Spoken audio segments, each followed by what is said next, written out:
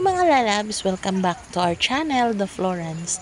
And for today's video ay dahil nga maulan ang panahon, dito sa amin ay naisipan kong magluto ng sinigang na bangus. So meron nga pala akong nabili dito na bangus, isang piraso at hiniwa-hiwa ko na to. At syempre, mag-prepare na tayo ng gagamitin ko para sa sinigang. So ayan, ito na yung isda na nakalagay pa talaga sa ice cream, lalagyan ng ice cream. Tapos, ito na yung hiniwa kong talong, meron akong ditong kangkong, at syempre, yung sibuyas, bawang at luya. At syempre, meron akong siling haba para medyo maanghang. At, ito na nga, inumpisahan ko ng magluto mga lalabs. Ginisa ko muna yung bawang, tsaka sibuyas, at luya sa kaunting mantika lang kasi gusto ko mawala yung langsa ng isda. So ayan, ginisa ko lang siya. Hindi masyadong maraming mantika para hindi naman siya magmamantika. So kaunting mantika lang talaga. Pagkatapos igisa yung mga sibuyas, bawang at luya, ay pwede na nating ilagay ang aking lininisan na bangus. So ito ay paraan ko sa pagluluto ng sinigang na bangus. So may iba't iba naman tayong paraan sa pagluluto. So ito yung paraan ko sa pagluluto ng sinigang na bangus. Minsan lang kami nag-uulam ng bangus dito sa bahay kasi nga, di ba, medyo matinik siya. Merong bata at saka si nanay, merong matanda. So, medyo nahihirapan sila mag-ano ng mga isda na masyadong maraming tinik. So, ngayon, naisipan ko magluto nito kasi nga wala kaming ulam. Tapos, medyo maulan yung panahon, malamig. So, ito na talaga yung niluto kong mga lalabs. So, ayan, magkatapos kong ginisa yung mga ricado ay isinunod ko naman itong isda na bangus. So, ito, lagyan ko muna siya ng paminta. At after nito ay isisimmer ko muna siya ng mga ilang minuto. So, tatakpan ko to siya. Tapos, mag-aantay ako ng ilang minutes bago ko lalagyan ng sabaw mga lalabs. Ayan, hinahalo-halo ko lang ng kaunti, ng bahagya. At pagkatapos nito ay pwede na nating takpan. At pagkatapos ay isi-simmer natin ng mga ilang minuto lang. Kahit mga isang minuto lang okay na bago lagyan natin ng sabaw. Syempre yung pagsasabaw ay kaunti lang talaga.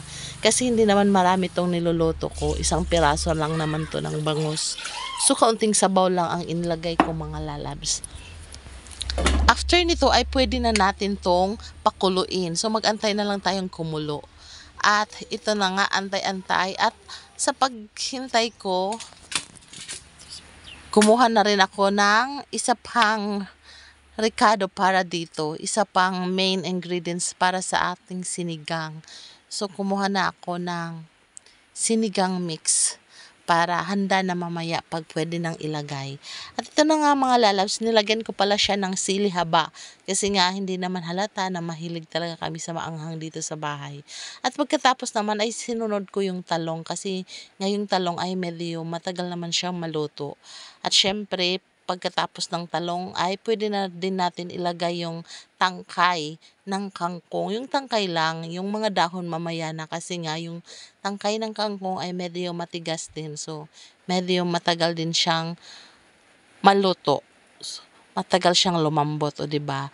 Pagkatapos ng talong ay pwede natin ilagay yung tangkay ng kangkong. After ng tangkay ng kangkong ay pwede na natin ito siyang takpan ulit at antayin natin na kumulo ulit, diba? So, ganito lang siya mga lalabs. Napaka-simple lang. So, after nito mga lalabs, ay pwede muna nating takpan. Takpan muna natin para kumulo siya ulit. O, ayan. At pagkatapos nito nga mga lalabs, ay may nakita akong saging dito sa amin. So, naisipan ko na din magprito ng saging saba para meron tayong panghimagas mamaya pagkain natin ng tanghalian. So, ito, hiniwa-hiwa ko lang siya ng maninipis para mas dumami siya. Kasi nga kaunting saging lang ang natira dito. So, yan na lang yung ginawa ko para mas dumami siya. So, ayan, hiniwa-hiwa ko siya ng manipis. After nito ay pwede ko na tong pipirituhin para meron tayong panghimagas mamaya pagkain natin ng tanghalian. So, ganito lang talaga dito mga lalabs. Mga simple lang na pagkain. So, ayan, after nito nga ay ipinirito ko na nga yung saging. So, kaunting saging lang naman to. So, hindi tayo matatagalan nito mga lalabs.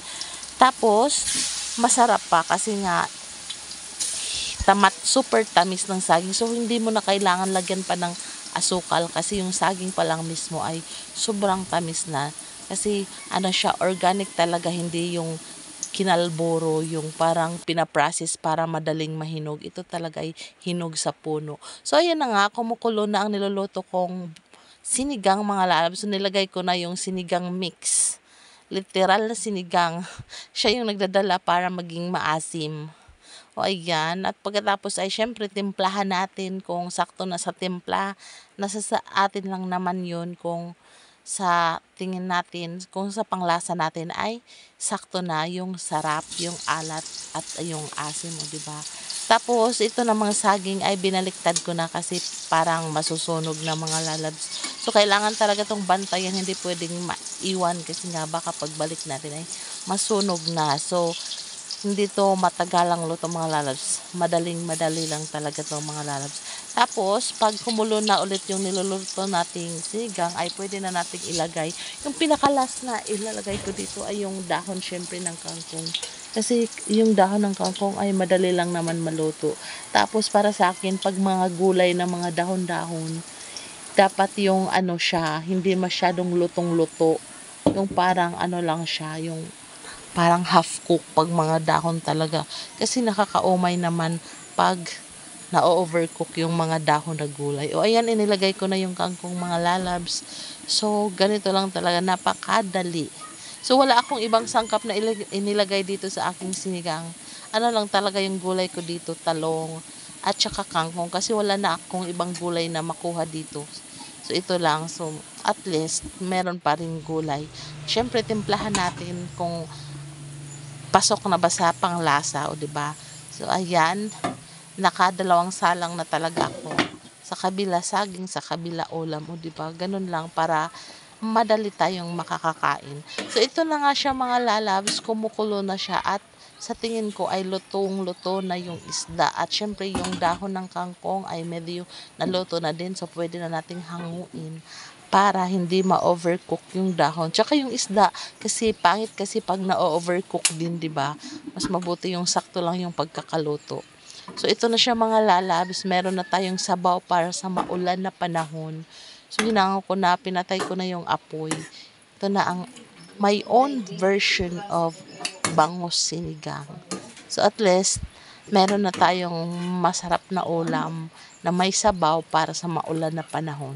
So ito yung ulam natin min sa tanghalian mga lalab. So for today's video ay kami lang pala talaga dito. Wala si Dada kasi nga umuwi siya sa kanilang lugar kasi nga namatay yung papa niya. Sadly, sad to say, namatay si papa. So kailangan niyang umuwi doon kasi maraming aasikasuhin at syempre ako ay susunod na din sa mga susunod siguro na araw. So ayan, naghain ako ng mga lalabs para makakain na kami nila nanay.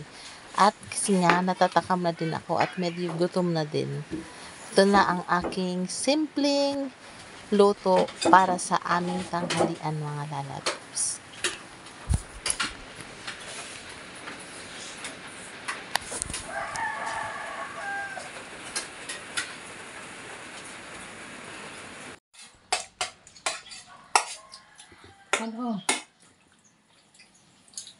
Hanggang dito na lang po mga lalabs. Maraming salamat po sa inyong pagsuporta palagi sa aming munting channel. This is the Florence saying goodbye and God bless everyone. See you in our next vlog.